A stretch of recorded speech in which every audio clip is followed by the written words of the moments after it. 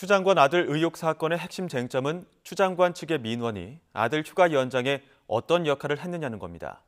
8개월 동안 사건을 쥐고 있던 검찰은 뒤늦게 수사에 박차를 가하고 있습니다. 조성호 기자의 보도입니다.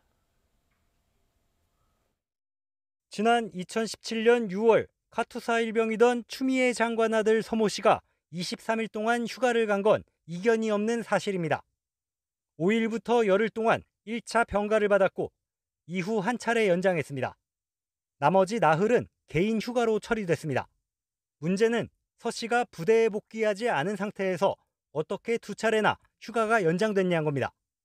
국방부의 면담 기록에는 1차 병가 다음 날인 6월 15일 카투사 지원반장이던 A 상사가 서 씨와 부모의 민원을 놓고 대화를 나눈 것으로 나옵니다.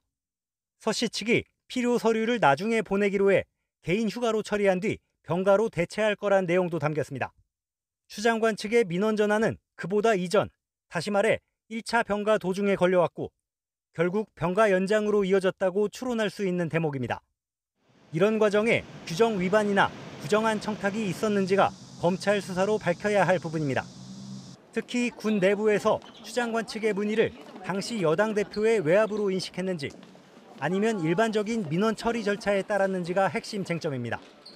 추 장관의 당 대표 시절 보좌관이 지원 장교에게 전화를 건 시기도 명확히 밝혀질 필요가 있습니다. 상급 부대 지원 장교이던 비대위는 애초 검찰에서 두 번째 병가가 끝나기 전에 전화를 받았다고 진술했지만 최근 다시 조사받으면서는 첫 병가 완료 전이란 취지로 진술을 바꾼 것으로 알려졌습니다.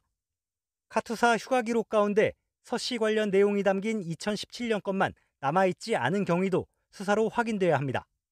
검찰은 휴가 의혹과 관련한 주요 참고인들을 석 달 만에 다시 불러 조사하면서 뒤늦게 수사에 속도를 내고 있습니다.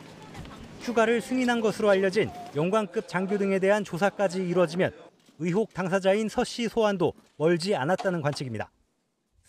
검찰은 우선 서 씨의 휴가 특혜 의혹을 둘러싼 사실관계를 명확히 밝힌 뒤 자대 배치나 올림픽 통역병 선발 청탁 등 추가로 제기된 의혹들에 대해서도 확인에 나설 것으로 보입니다. YTN 조성호입니다.